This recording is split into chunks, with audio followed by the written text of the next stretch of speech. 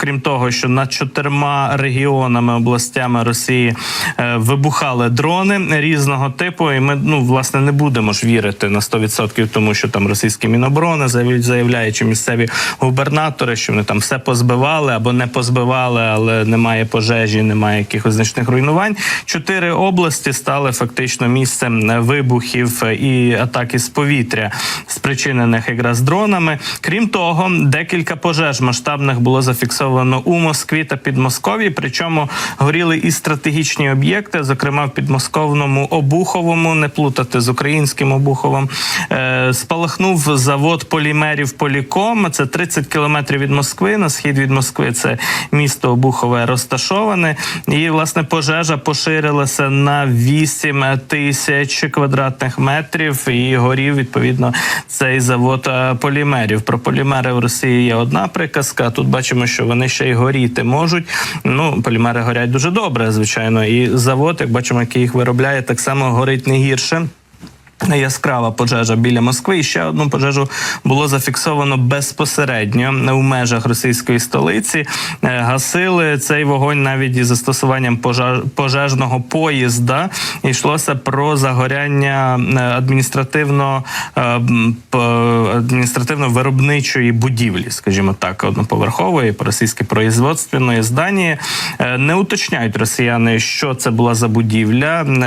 Є адреса шосе Ентузіастів, де вона горіла, і 2000 квадратних метрів якраз захопила ця пожежа. Дуже залучали багато додаткових сил і засобів, як пише російські МНСники, пишуть, для того, аби погасити цю пожежу, і навіть підтягували пожежний поїзд. Тобто дуже складного рангу, складного класу була ця пожежа. Отож, 2 безпосередньо великі пожежі в Підмосков'ї і в Москві за одну ніч, і причому так виглядає, що це важливі були об'єкти. Завод полімерів, само собою, от в умовах, власне кажучи, і санкцій, всі ці заводи російські, вони все одно працюють на оборонку. Ми це розуміємо і обходять ці санкції, але бачимо, що тут втручаються і такі от фактори форс-мажорні, коли ці об'єкти горять. Якою була причина загоряння, ніхто не каже. Не каже російська влада, не каже їхні надзвичайники, ФСБ цього не коментувало, тобто наразі таємниця абсолютно повна навколо цих 2 пожеж. Може бути диверсія, не виключаємо цього. Можуть бути і прильоти, про які так само російська влада мовчить. Ну, але такі події на Росії відбуваються доволі регулярно. Ще покажемо навздогін до цієї теми. Одне відео, стали відомі наслідки підриву паливних цистерн у Нижньому Тагілі. Днями відбулася там ця диверсія, якраз у Челябинській області, і там було знищено 9, щонайменше 9 паливних залізничних цистерн. Вибуховий пристрій був під поїзд закладений.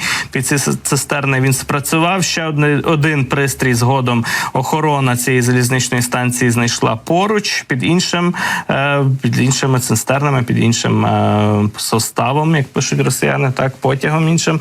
Але він не вибухнув, той інший пристрій. А оцей спрацював, і от якраз вже безпосередньо працівники цієї станції відзняли, не знаю, для свого внутрішнього користування, але це з'явилося в соцмережах, відео із наслідками цього підриву, пожежі. Вигоріло зовсім 9 цистерн з різним ступенем пошкодження, але бачимо, що частина з них зовсім не придатні до використання і будуть утилізовані. Можемо ще коротко послухати коментарі з місця подій.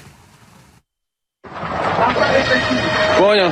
Так, вот вагончики, которые рванули. Вот он весь.